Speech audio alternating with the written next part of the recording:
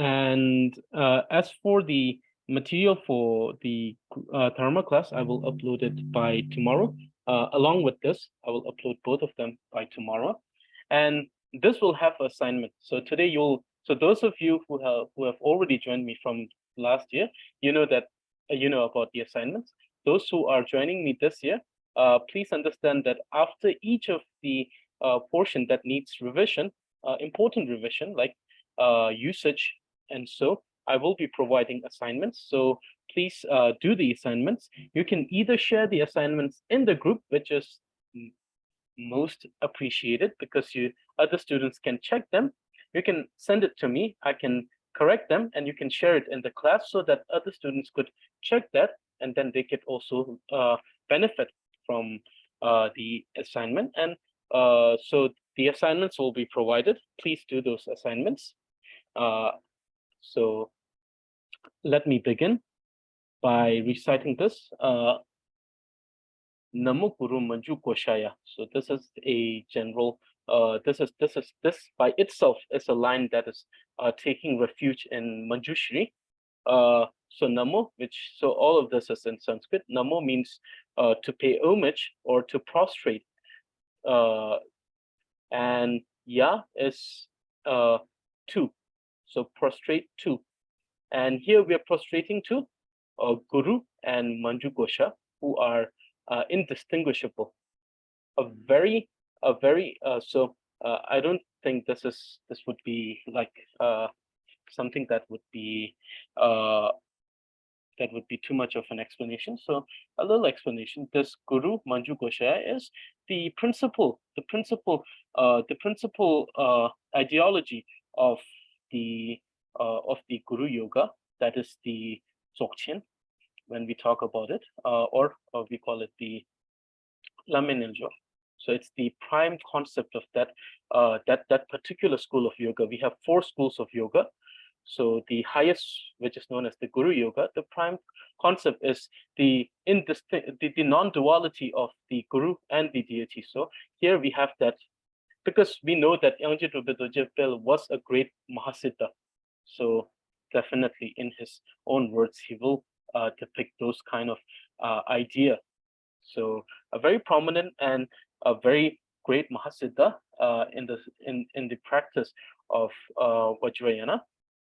So therefore, these 2 words, Guru Manju Goshaya, is the principle and the core ideology and the fundamental concept of Guru Yoga, which is the non-duality of the Guru and the deity.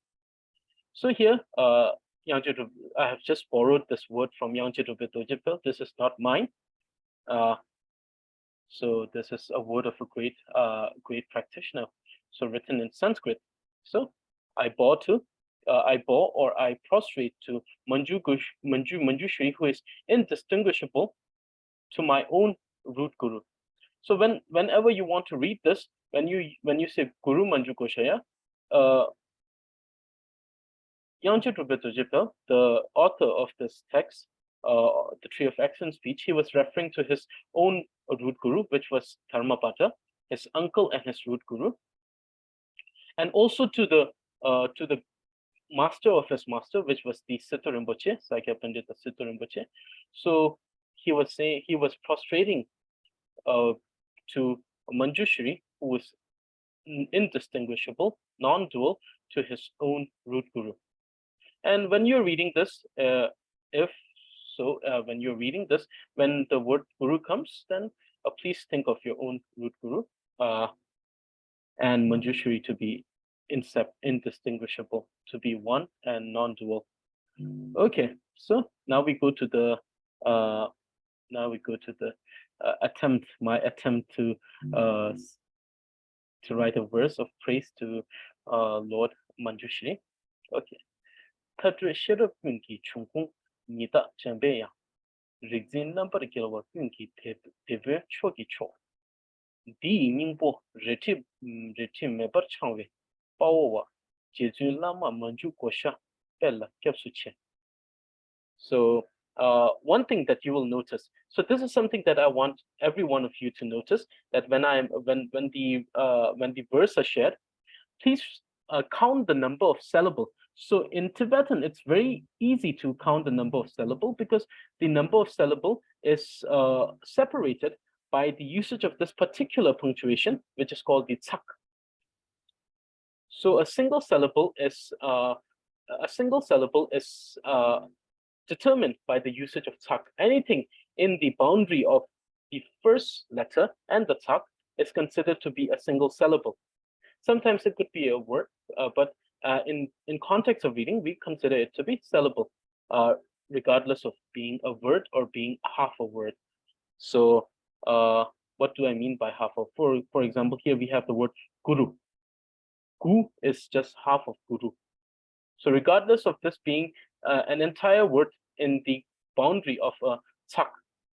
So for example, we have tar, or we have me. Me means fire, and it's a single syllable, and it has a meaning by itself. So regardless of being a single syllable or being a word, we consider them to be a syllable when we learn reading. In reading, we have the single letter reading. We have the combination of two letters. So when we practice reading in traditional Tibetan, there are 5 phases of reading. First is the identification of letters, and then we read each letter until we are able to pronounce them correctly. Then what we do is we try to combine 2 letters.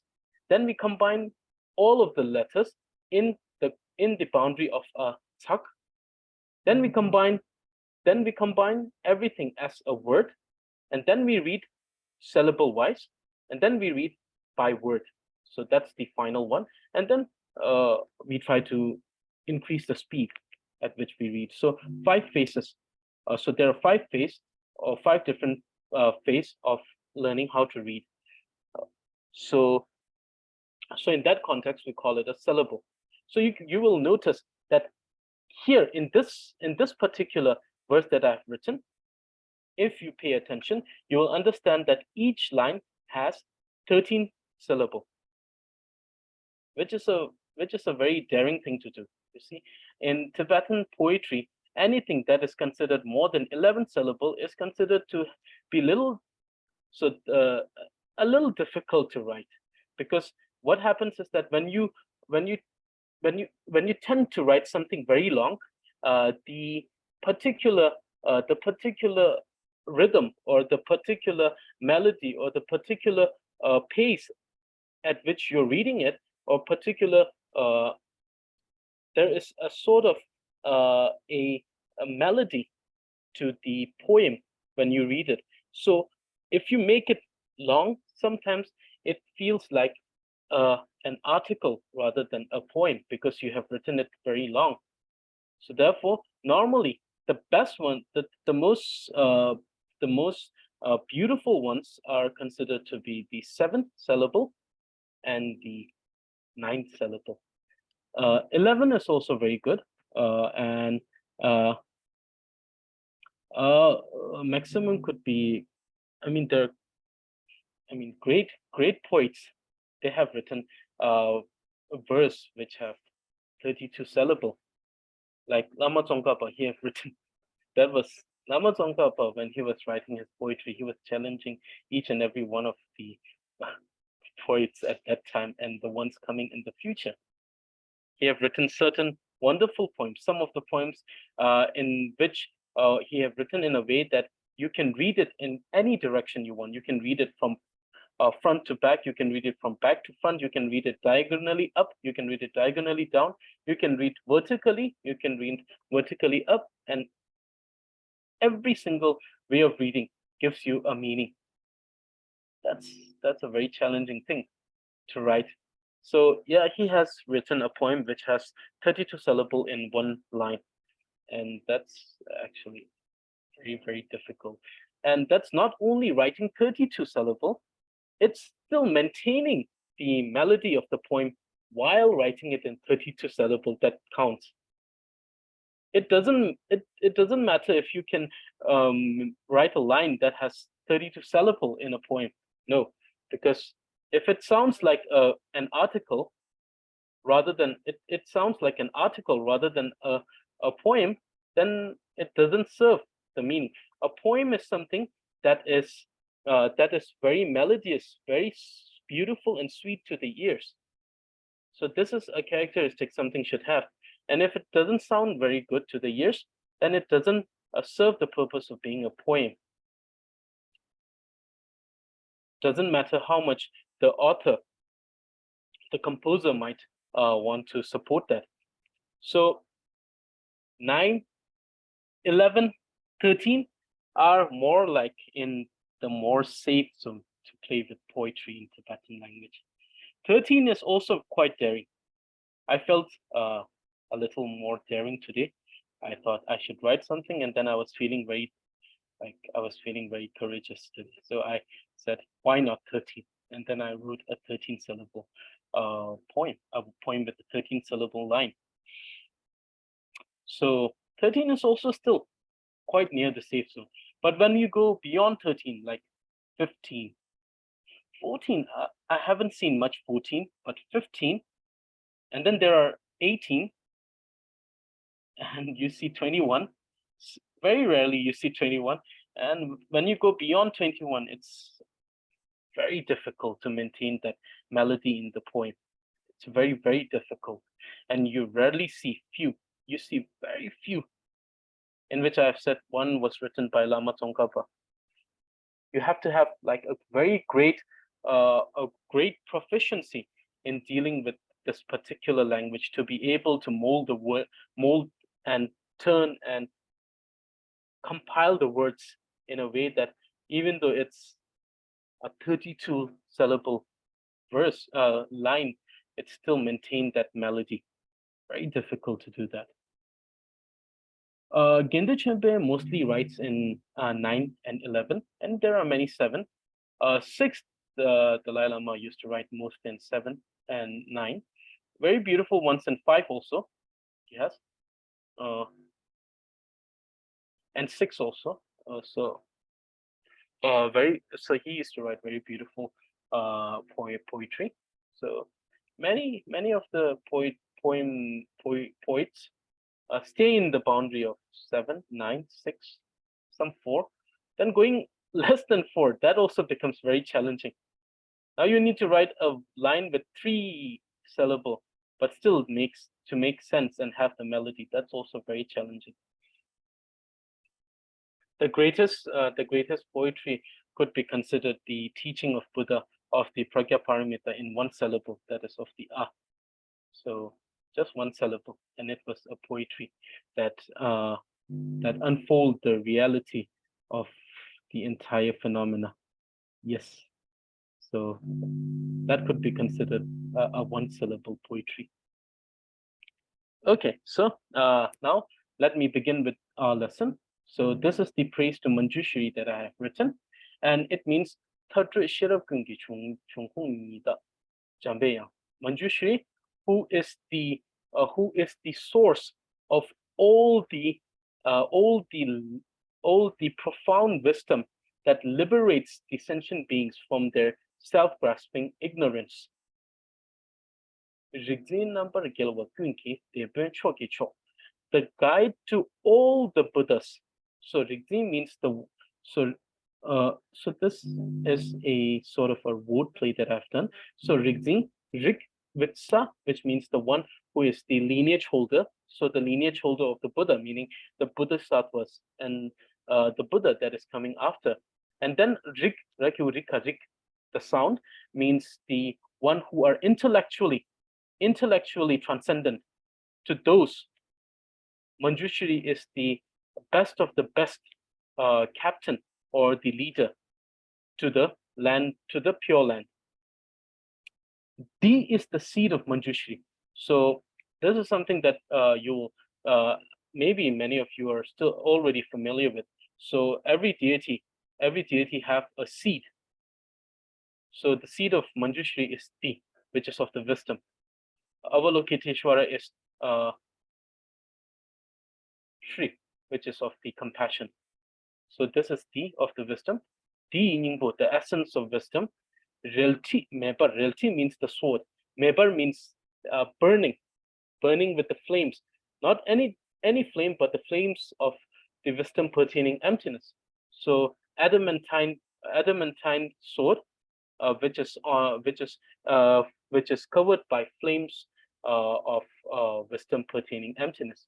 So changwa means holding, beholding the sword of wisdom, which is burning by the flames of emptiness, wisdom pertaining emptiness.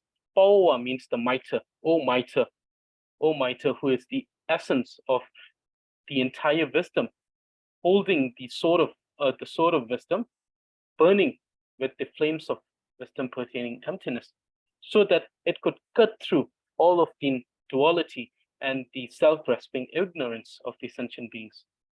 Jezun Lama Manju Gosha Pela Kyapsuche. I take refuge in you, O Guru Manju Goshaya.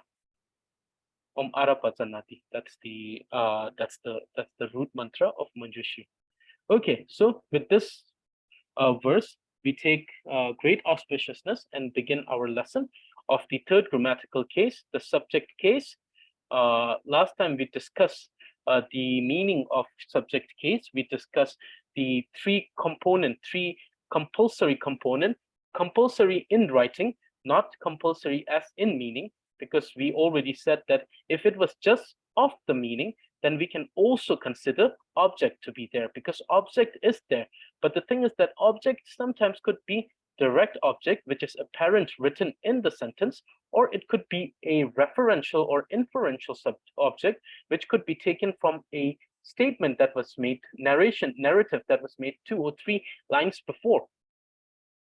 So therefore, we see that object in written is not compulsory. Object in meaning is compulsory. It could be a direct or inferential or referential object. Okay, so we went to that point, and then we also talked about the 5 particles of the third grammatical case, which is actually quite similar to the 5 particles of the 6th grammatical case. The only difference being that the particles of the third grammatical case will have sa, the suffix letter sa, which comes after ki, yi. So the difference in writing is of the sa, and difference in the usage is that the particle of 6th grammatical case is used with relative case sentences, and we discussed all the different usage cases there. The particle of the third grammatical case will be used with the subject case, and there are different usage. So in all of the particles that we discussed, the particles possessing ide will have the most usage case. I think in total there are 12. Normally, most of the usage case are not written directly, in the text of 30, but these were made apparent by the Smriti Gyana, one of the great scholars from India who came to Tibet, learned Tibetan, and then composed a wonderful text called Mago Twencha. The Mago Twencha, so direct translation would be the armor of speech. So the armor of speech by Smriti Gyana. Very interesting story about him. One day we will have a class in which I will tell you about some of those great scholars related to Tibetan grammatical system. And one day we will also talk about the establishment of the Samye University in Tibet, one of the oldest and the most sophisticated university in Asia. So it's one of the oldest. So one day we'll just have a class in which I'll tell you how it was established, and the things like, for example, what type of obstacles were there, and what did they do with that, and what happened after establishment, what kind of research was done, what kind of texts were produced from that institute? What were the and some of the alumni or some of the people, great scholars who attended that university? We will talk about that in some of the classes. In some of the classes, we'll have something called like history, where I will talk about a little bit about the history of how the grammatical system came into Tibet.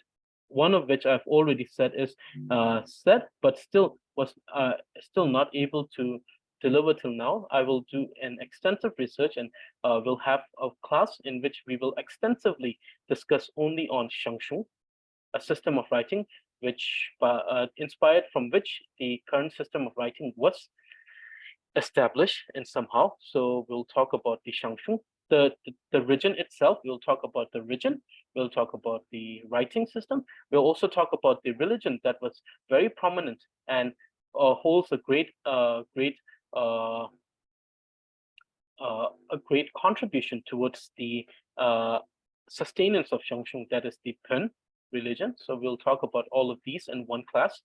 So some history class in middle, so that we could just have like a break with grammar. So okay, now we begin. So the verse from the text, Lekshe Jengwa Le Jorchu Nama Ralaki Tabasaki Kangaki Hadang Tame Yidang Yi. So here we say that the Jorchul is called the association. There are two types of association that we have to learn. So we must understand that in Tibetan, in 30, there are two types of particles. The classification is the dependent particle and the independent particle. So what is a dependent particle?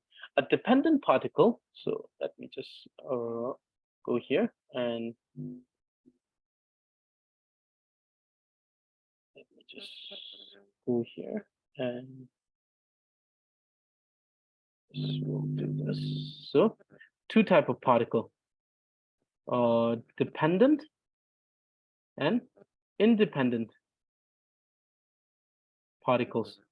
What do we mean by dependent and independent particles? When we talk about dependent and independent particles, we're referring to a particular rule that dictates the usage of these particles when it comes to dependent particles.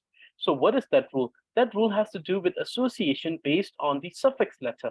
It's called dajur. So we will see here, it's called dajur, which is association on the basis of suffix letter.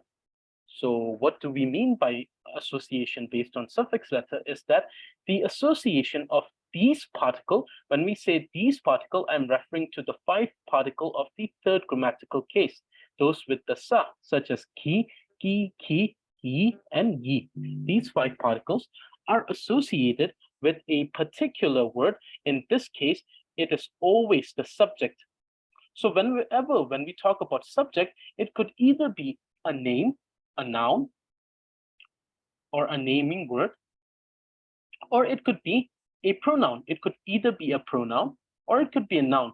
Either way, it should be something that is able or capable of doing, of carrying out, or performing an action. So it could either be a name or a naming word, or it could be a pronoun. But the thing is that when we write that, for example, we have different names. So for example, if we talk about people who are doing something, we have Tibetan names such as Dorje, we have Tundrup, we have Sitting, and we have Tenzi, right? So we have many kind of names in Tibetan, and we see that each of these words have different type of suffix. This has sa, this has pa, this has nga, and this has na. And for some name, like Pema, there is no suffix letter. There is just ma, which is the foundation of name. So therefore, we have to associate these 5 particles with these if we want to show a statement in which an action is being done by either of these. And in that case, we must understand that since the particle of the third grammatical case is a dependent particle, it will associate with these names on the basis of the suffix letter. So on the basis of the suffix letter, so whatever suffix letter you're going to use, these will depend on whatever name or pronoun you're going to use. These particles will depend on the suffix letter, or in some case, if there is no suffix letter. And that type of association is called association based on the suffix letter of the word that the particle needs to be associated with when you're writing the statement. So that is association based on the suffix letter, or usage based on the suffix letter. So we have been using the word usage. So usage based on the suffix letter. So is it a random thing? No, it's not a random thing. There is a rule. So what is the rule? So here we talk about the rule. It states jortsul means the way to associate. The association is thus namarala ki, tabasa ki, kanga ki, hadantame idai. So the association is thus for kaya the kekyu kisaki as a particle. It follows any name which is a subject which has a suffix letter na, ma, ra, and la. So any name that has the suffix letter, these four suffix letter, that name will be followed by the particle kaeta kekukisaki. So if the thing is that sometimes it feels that the regional dialects have a certain type of upper hand on the written language, because the regional dialect tend to have different pronunciation for this and this. So when we pronounce this becomes kaya the chegyukuchisa chi, and this becomes k, chi and k. That's the Eastern Tibetan dialect region. So we see that the distinction is quite apparent. But when we pronounce it according to the written language, which we are prioritizing in during these courses, we pronounce it kaya the kegyu kisaki and kegyu kisaki. The change, the difference is very subtle, very subtle, and therefore sometimes just by reading it, it is not very apparent. But we understand that this is the particular particle that is used by listening, and then we understand the subject or the name that it is associated with has a suffix letter na, ma, ra, la. So it should be kaita keku kisaki. And then for the particle kaita keku kisaki, the suffix letter is ta, pa, sa. Any subject or any name with which the particle is associated in the context of the third grammatical case statement, these name or subject should have a suffix letter ta, pa, sa. And then similarly for kakyubukisaki, the name that associates with this particle should have suffix letter ka and nga. And finally, if a name either has a suffix letter ha, for example, the name Drubpay. So we have the name Drubpay. So if we have the name Drubpay, we see that this particular name has a suffix letter ha at the end. So in that case, we see that we use either hakyuguyisahi if there is no punctuation, or tsak. If we don't use this one, we directly use hakyuguyisahi. In most cases, we just write the sa. Or in case we want to use the punctuation, when we talk about punctuation, we're talking about this dot thing, which is called sek or ta. Or we use yakyuyisayi. So the difference is usage of the punctuation. That's it. Otherwise, you can use either of the particles. Okay, now when we look at this table, this is a representation of the verse from 30. Sorry, the Tree of Excellent Speech. It says, Jochu na ma ra la ki tapasa ki kanga ki hatang tame yitang yi. So you can either use yi if there is no tsak, or you can use yi if there is tsak. So tame. Tame is a term which is used for a particular word that doesn't have a suffix letter, a particular name or word that doesn't have a suffix letter, because ta means the end or the tail. So since suffix letter and post suffix letter comes after the foundation of name, it is labeled as ta. And if you don't have the ta, it means ta. Me means no. Ta means the end, so no end or no ending letters, thus without suffix or prefix letter. So you can either use he if you don't want to use the punctuation, or you can use he if you have the punctuation. So he is more aspirated, ye is a more clear sound. So for the suffix letter na, kayata kekyu kisaki, ma, kayata kekyu kisaki, ra, kayata kekyu kisaki, la, kayata kekyu kisaki. For suffix letter ta, kayata kekyu kisaki, pa, kayata kekyu kisaki, sa, kayata kekyu kisaki. For suffix letter ka, kakyu kisaki, nga, kakyu kisaki. For suffix letter ha, hakyu yisai, yakyu yisai. Tame without suffix letter, yakyu hakyu yisai, yakyu yisai. So you see that you see the usage just by looking at this table. You understand the meaning of this verse. So therefore, if you look at this table, you will understand the association based on the suffix letter. This part is the easier one, actually. So usage on the basis of, so what it also helps is that it also helps with the spelling. Because now that you know which particle it's used with, if you have two words which sounds exactly the same, then you can use that, you can associate that with a with the respective particle of the, so if it's a name, you can use it with a particle of the third grammatical case. And if you hear yourself saying, for example, like so if you hear yourself, for example, if you have a ki and ki, or you can say k and k. K and k, one k represents the voice or sound, and the other k represents arising.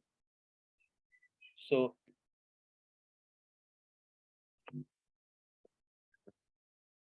k and k. So if we are to use these two, then we use the respective particle. If we say k, ki, and then we say ke yi, we understand that one either doesn't have a suffix letter, or it has a suffix letter that is ha. But in case when we listen carefully, it is ke. So there doesn't seem to be the aspirated sound of ha. So we understand that it doesn't have any suffix letter. In that case, we understand that the particular word doesn't have any suffix letter. So it should be kai te keren ke. It's like kai te sakata kai te keren ke. And in other cases, if we say ke ki, we understand that since it is associated with kai te ke ki sa ki, it should either have ta pa sa. Sa doesn't make sense here. And pa, if it had pa, it should be cup and not ke. So the only suffix letter that can come here is ta. And then automatically we understand that this is sakata kata ke. So it also helps with spelling. It helps a lot with spelling. Okay, so this is the association based on the suffix letter. So some examples. Thundrup ki leka che. So Thundrup did some job or did some work. And we see that since the subject Thundrup, which has pa as the suffix letter, it is followed by ki.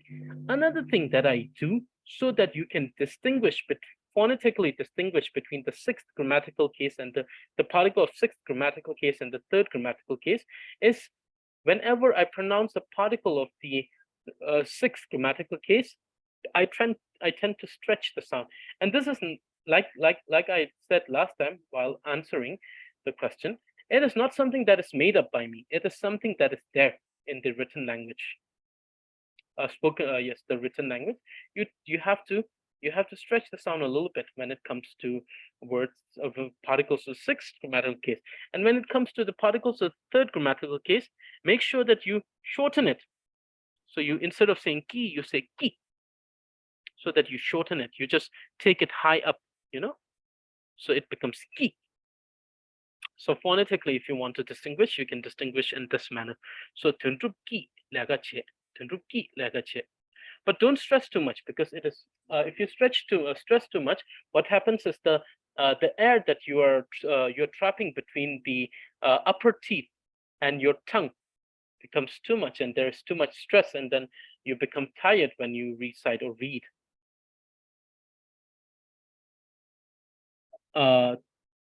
It's tundrup and tundrup, like you say, you're writing tundrup, right? Tundrup. It's tundrup. Tundrup ki lagache. Che here is the present, so does. It's does, not did. So tundrup ki lagache. So we see that the word, let me check, lasso. So and also please don't pronounce the ra as a individual unit. Instead of tundrup, just pronounce it as tundrup. Make it smoother. Always try to make the sound much smoother, because if you're reciting, this is something that only comes with experience when you recite long text. When you recite long text, like something that you need to recite for the whole day, what happens is that when you're reciting it with things like, when you, instead of tundrup, you individualize the sound of ra, and then it becomes tundrup. What happens is that there's too much stress on the throat and the tongue, and it becomes very strained, it becomes very tired, and you become very tired quickly when you recite the text. So if you plan to recite long text, like sometimes you might have to read it, like for example, if you have to read it, like sometimes when you do, like one instance is when someone calls you to recite the text for the whole night. When someone has passed away, you have to recite the text for the whole night.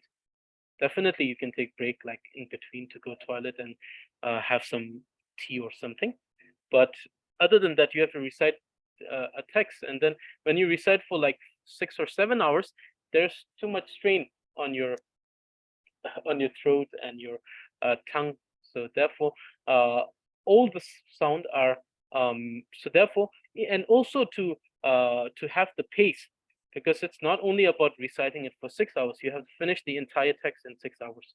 So you have to read it very fast. So to make it faster, make sure that you change what you do is that you make the sound to be very soft. Instead of tundrup, make it tundrup. It's much smoother. Instead of ki, you don't focus too much on ki, you just make it ki. It's much smoother, less stress, much easier to recite for a longer time. Okay, so tundrup ki leka che. Tundrup does his work, or does his work. Chelung ki selung chu gang.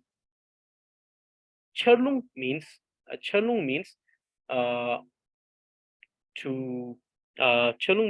rainstorm. The rainstorm flooded. The lung means valley. Salung means valley. So it flooded the valley. Kang means to fill or to flood in this case. So the rainstorm flooded the valley. Shepe. Okay, so you see that since it is lung with suffix letter nga, it becomes ki. Shepe lule. The singer sang. So since we see that it is shepa, this is not in red, it is in black. So you see that since we have pa, which is without any suffix letter, and the root says that we can either use yi or yi. So we used yi, in which what we did is we just stated sa. We didn't write yi. because then what happens is that there's already a foundation of name here, which is pa, and hakyuguyi. If you add hakyuguyi, it becomes the second foundation of name in one syllable, which is not possible. It was possible in the first language revolution, establishment revolution, but it is no longer used here. So this is something we will also talk about. Like during the first language revolution, there were words which had more than one foundation of name, which is not found these days. So therefore, shepa yi, we don't use hakyugu yi sayi, we don't write hakyugu yi, because then there will be two foundation of name. One will be the pa, other will be hakyugu yi, which is problematic. So that is the reason why we don't write hakyugu yi. Instead, we just write sa, and it represents the entire hakyugu yi sayi. So shepe lule, the singer sang. Sherab i marik sel. Wisdom dispels the ignorance. So here we see the pa to be the suffix letter. So it's followed by ka, the kekyu ki sa ki. Sherab ki marik sel. And then in this case, Drubpay ki pui chong. Drubpay studies or learns Tibetan. So kaya the kekyu ki sa ki. Or in the Eastern Tibetan dialect, from the region where I come from, we pronounce it as chi. Kaya the kekyu chi. Drubpay chi pui chong. But since we are prioritizing the written language, so Drubpay ki pui chong. Drubpay is studying Tibetan. So since the suffix letter is na, it is followed by kaya the kekyu kisa ki. Gelse ki kanang. Gelse refers to the prince. The prince gave order, or the prince gave a command. So ka means to order or to command. Nang is a honorific to say to give, or to give or offer. So the prince gave an order, or the prince gave a command. And since we see that the suffix letter is sa, it is followed by kaya the kekyuku kisa ki. And then finally we have rabka yi tempa she. Rabka said the truth. So we see that in this case we have this, it has a suffix ha, and we have decided to use yakyugi sayi. So there is the punctuation here, sak. Whereas in the previous example where we used it directly, where is it? I think it's here. Here we don't see any sak here. So that's the only difference between the two of these. So rabka yi temba she. Rabka told the truth, or spoke the truth. And since the suffix letter is ha, it is either followed by hakyugi sayi. In case if there is no punctuation, what we do is we erase this ha, and we erase the ha kyuguyi, and then we only add sa here. And the reason is the same, because we cannot have more than one foundation of name. That is the reason. Rab ke. So actually it would be like this if written in full, rabka yi. But since if we do it like that, what happens is that the reason why we don't write two ha is because we have already have one ha, so we don't write it. But the thing is that in case of the sixth grammatical case, we would have written it like this, rabke. But the thing is that in this case, if we write it like this, the problem is that it becomes this. And then we have two foundation of name, one being ka, other being ha. So we cannot have two foundation of name. And this was a rule that was eradicated during the second language revolution, during the time of the King Song's the Trisong Dorje. By the time of it was during the King Trisong Dorje, where this rule was eradicated, or it was banned. So you cannot have two foundation of name in one syllable. So it becomes rabke instead of rabka, rabke with hakyugi. And ha cancels out because there's already one here.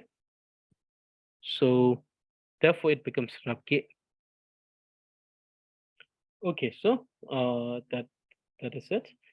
This is the example if it was with the hagyugi sayi. But since we are using this with the yagyugi sayi, no need to erase the tsak. And if we don't erase the tsak, then there is no problem here. Okay, so this is the association.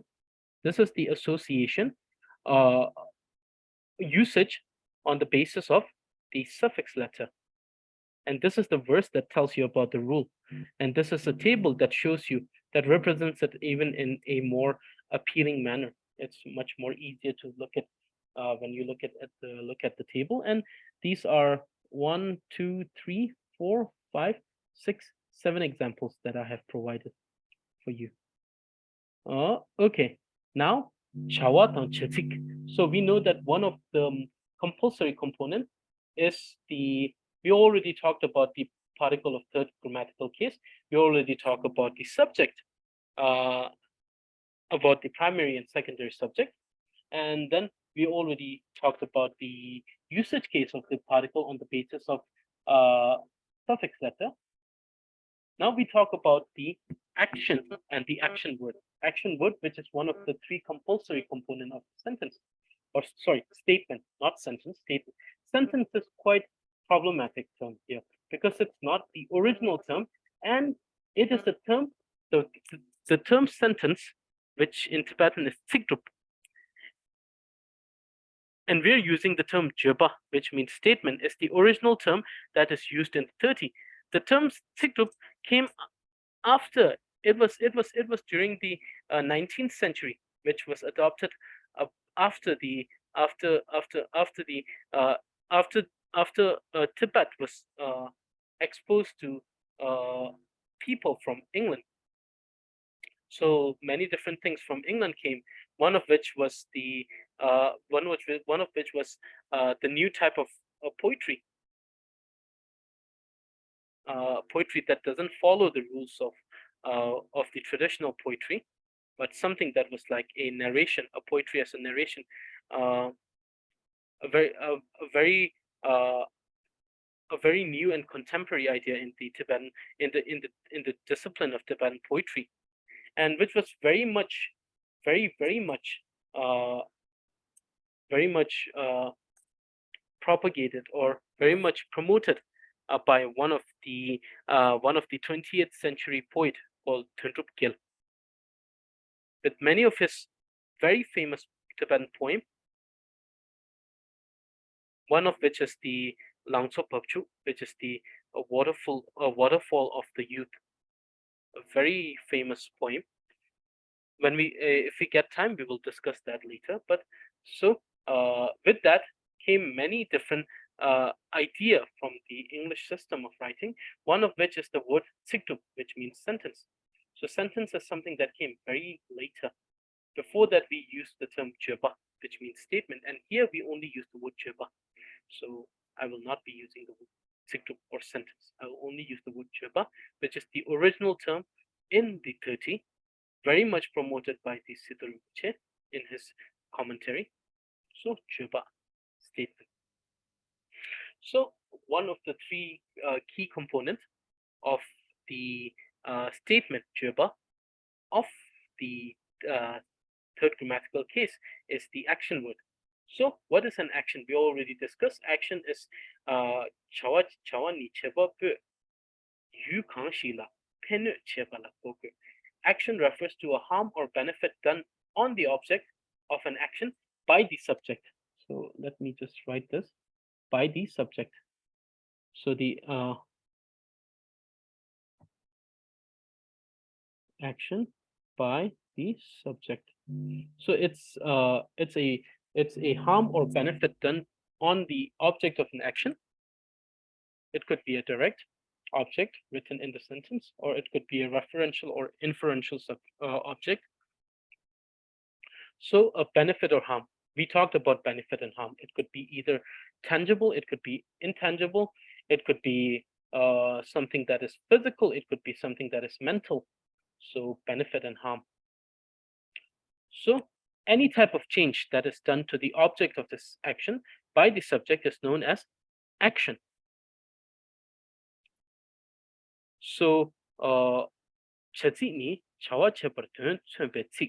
action word refers to word that gives a meaning that an action was done. So, any word that represents that particular change or particular harm or benefit done to the object of an action is known as action word. So action word is just a word in Tibetan that represents a certain type of action that is done by the subject, meaning a certain type of benefit or harm done to the object of the action by the subject, and that type of word are known as the action word. Chezini chawa chebe tula kebarki tusumta temi guzi nila yawa chikin yue. The action word are classified on the basis of time of the action in 3 times and in 2 imperative forms. So there is the 3 times and the imperative form of a verb, and then there is 2 type of imperative forms that we're going to talk. So the 3 times are the present, the past, the future. The imperative is imperative command and imperative request. So imperative in the form of command and imperative in the form of request. The request sometimes also is an advice. So request and advice being similar, but the difference being sometimes it is an advice, sometimes it is a request. Okay, so Tadawa, which is the present, Deba, which is the past, Maong, future, Kulsi, imperative form, 2 type of Kulsi, Rekul, Kulba. Rekul means, okay, so 2 type of imperative, Rekul and Kulwa. Rekul means to request. Re means to reva means to hope or to request someone. So rekul means to request someone to do something or to advise them. Kulwa means to command, to give command to someone. So 2 type of imperative form. Actually, the idea of action word is classified not only in 3 times and the imperative form. There's also other type of classification which is done on the nature of the verb. Sometimes it could be a confirmative verb. It could be a generalized verb. It could be a particular verb. It could be definitive verb. It could be infinitive verb. So that type of classification we're going to talk in the next grammar text that we're going to study once we're done with the tree of excellent speech. The name of the main text is called the gender sign, Dalju, but we're going to study the commentary first. The commentary by the same author, Yangchen Dorje, who has written the commentary of 30 known as the tree of excellent speech. So the same author writes a commentary on the gender sign, and in that particular text we will study the action word in detail. So here it's just a general idea of the classification. So 3 classification: the present, the past, the future, imperative request, imperative command. So first the word sashin, which is to eat, present tense. So present tense could be present perfect, simple present, it could be present continuous, or it could be present perfect. So accordingly we can say sa, which is present simple, sayintuk, sashintuk, which is present continuous. But we will discuss that in the other text. And we'll also dive a little deep in that if those of you who are joining me also for the Tibetan conversation class, so we will also talk there. We have the intermediate conversation class going afterwards. So there you can also, we'll also discuss it in that. So, sin. Sin means done, so it's past tense. So sin. So you, to eat, it's future. So shik, which means eat as a command. So tang, it is eat as a request. So the difference is the companion word. One is so shik, which makes it a imperative command. Other is so tang, which makes it imperative request, imperative advice. Nyun shik, present, nyun shin, present tense, to listen. Nyun sin, past tense, to listen. Nyun yu, future tense, to listen. Nyun shik, imperative command, to listen. Meaning, listen to this. Someone saying like, listen to this. And then nyun tang, which is imperative request, which is to ask someone, please listen to this. Then che, which means to speak, present tense. Che shin, present tense, to speak. She sin, past tense, to speak. She gyu, past tense, future tense, to speak. You see that spelling are same, but the difference would be the companion word and the context of the sentence. For example, if it is talking about something that has been said yesterday, then by the word yesterday, you will understand that even though it's she, it is past tense. If it's a context which is in the context of something that has to be done tomorrow, you will understand that even if the spelling is she, it is the future tense. Shu, chik. Speak now. It's command. Shu tang, please speak. Request. Ti, to ask, present tense. Ti sin, to have asked, past tense. Ti yu, will ask, future tense. Ti shik, ask now, command. Tidang, please ask, request. Jang, to learn. Junction, present tense, to learn. Jang sin, past tense, to learn. The same spelling, difference being the context. If it's something that has to do with something that was already learned, it is the past tense. If it's talking about something that is currently being learned, it is present tense.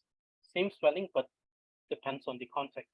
In Tibetan language, the meaning of the word mostly depends on the context. So this is something we must understand. So this is why the grammatical cases, when we discuss, it is something that has the particles have a certain type of leverage or certain type of influence on the sentence, but it cannot individually represent as the sole factor to make a statement into a third grammatical case. It has to do with the entire statement, with the three compulsory components, with other things. Okay, so Zhang Yu will learn, future tense. Zhongjik, study or learn, command. Zhongtang, please learn, future tense. So this is a classification of the action word depending on the different time, imperative form. So this is a very brief and a surface classification of the action word. Action words are interesting entity in the Tibetan grammatical system. They have a very wonderful nature by themselves, and therefore they are also the majority teaching of the gender sign. So Tumi Sambuddha, the actual author and the inventor of the Tibetan system of writing, inspired by both the Indian system of writing as well as the Shangshung.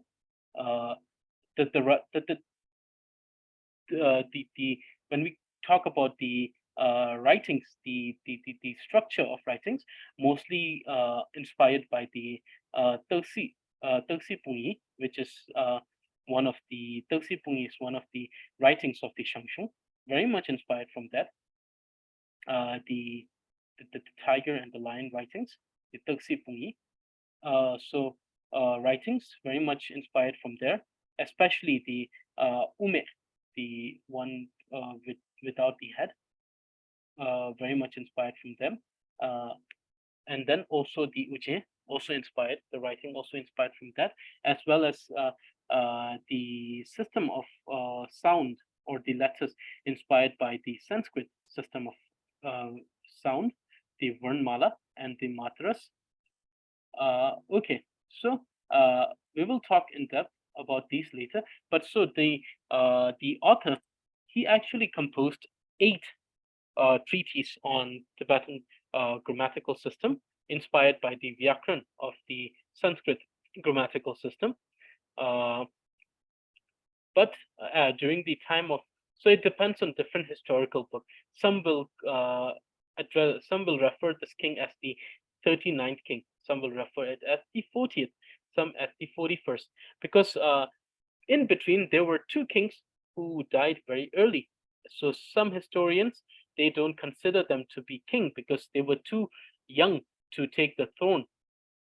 But still, they were they were already in the regarded as someone who was uh, supposed to be the future heir of the throne, and the king was also dead. So the father was already dead, and it was like the power, like in a way, like to show to the public he was the king, the young child. But then the functionality was given to the ministers until he reached a certain age. So that is the reason why two of these kings in some historical documents are not considered to be kings. So they died very early at the age of 6 and 8, so very early, so not considered to be the king. But in some, they are, because they were officially the holder of the crown, but the real function was done by the ministers. But still, to the public, they were announced to be the king. So they are considered, if both of them are considered, it's the 41st king that I'm talking right now. If one of them are considered, the 40th. If both of them are not considered to be king, then the 39th king of Tibet, called Langkarma. During his time, the Tibetan, so the everything that was introduced from the Nalanda and many different scholars who translated many texts in Tibet, all of these treaties, along with this treatise of the system of grammatical system, 6 of them were destroyed, eradicated. That time, many monasteries were destroyed. Many monks and nuns were forced to live together, otherwise were killed by this king. So at that time, it is said that the 6 of those treaties of grammar, those 6 of those texts of grammar, were lost. But there are reference made to them in some of the documents found from Tungwo, the Tungwo documents. There are some reference, especially made by the Chinese emperors and Chinese scholars when they wrote the wrote about the grammatical system of China. They have made reference to some of those texts. So therefore, that is why we know that these exist. But till at this very current time, we have only 2 of those left. One is the 30, the commentary of which we are learning now. The other is the gender sign, which we will learn later, the commentary. First, we will learn the commentary, then we'll learn the more elaborate commentary, then we will learn the root text. So therefore, it's a long journey, and if you wish to continue, you can continue along the journey till we are done with all of these texts. So in any way, so therefore, we will study this thing, that is the the classification of action word in the text, which is the gender sign. So here, very brief, very surface, not in-depth explanation of the verb. This is just a very general idea of verb. What is the classification of verb? Okay, so this is it for today. If you have any questions, I have time for 2. If you have questions, I have time for 2. Please ask away. Why did the letter ha to Manjush is? So this has to do with the Morse. I think this has to do with the sound. So in the Sanskrit discipline, we have the sound of ha, which is somewhat added to these. So this is just so therefore this is written. Normally it's written under a, ra, pa, za, na. In some writing, it is not written. It's just ara, pa, za directly. So that's the difference. If you want to read it in like more in the Hindi way, It is Arapata without ha. If you want to read it in more Sanskrit way, it's with the ha to make the sound a little longer. Yes. Yes, to make the sound a little longer. So does anyone have questions? Yes, and very interesting thing. Now you have already said this. This particular thing, like you see here. Where are you? Yes, here. You see this, right? This is also for that particular reason, to stretch the sound of the last word. So when it comes to last word, we don't normally add ha. We rarely add ha. We just add this one, and it stretches the sound, and it's written at the last to stretch the sound of the last syllable. Okay, so does anyone have questions regarding today's lesson? I can take 2 questions. Genla, Yes. Nala Tuayo, Yes, Teringe Lotumla Kadichin Shuyain. I think my question is stupid, but anyway, it's rising in my mind. So let me ask it. The question is about mantra in today's poetry. Common if we meet Sanskrit mantra in Tibetan text, the words in Sanskrit mantra have any meaning. For example, Om Mani Padme Hum, Mani means prestigious or something like this.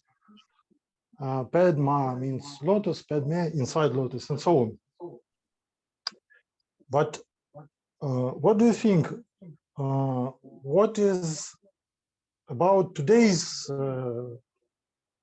syllable in mantra? What is this Arapatana? It's not like it's not looks like a Sanskrit meaning words. What do you think? What is this? So yes, so the word Arapasa, right? This is the word that represents Manjushri. So Arapata is the word that represents Manjushri and also represents the wisdom that is within the Manjushri. So Na is just a particle, which is to say like the wisdom or to wisdom or O wisdom. So it's a particle. But Arapata is a symbolism of wisdom. So symbolism of Manjushri. So normally when in Tibetan we also have this line where we say Jambe Arapata instead of Jambe Yang, we say Jambe Arapata, which means the glorious wisdom. So Arapata referring to wisdom. So instead of saying Manjushri, we just say Jambel Arapata. So, and it's also a way to refer to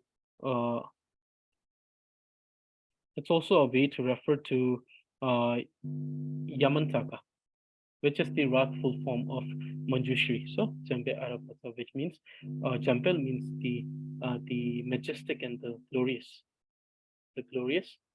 wisdom, glorious Arapata. But definitely the word. So when we talk about the etymology, I will do a research on the etymology and get back to you with a more firm answer on this. Currently, what I'm saying is the general explanation where Arapata refers to the wisdom, but the actual word for the wisdom we understood was the pragyana, the pragyana, right? So it was the pragyana.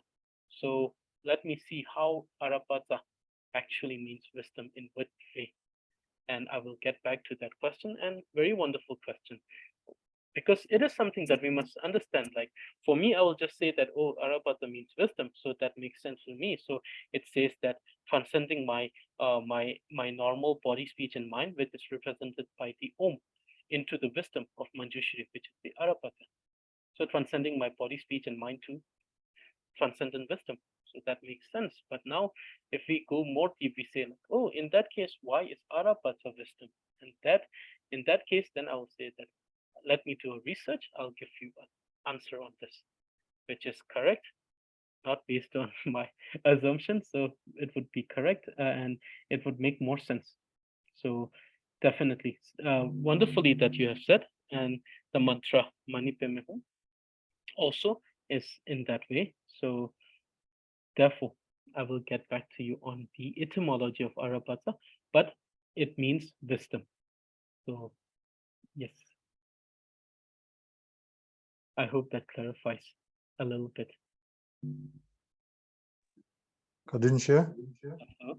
Okay, so does anyone have a question? I can attend one question. I can try to answer one question if anyone has any questions. Otherwise, we will call it a day. And I will send the homework along with the material by tomorrow. So does anyone have any questions regarding today's lesson?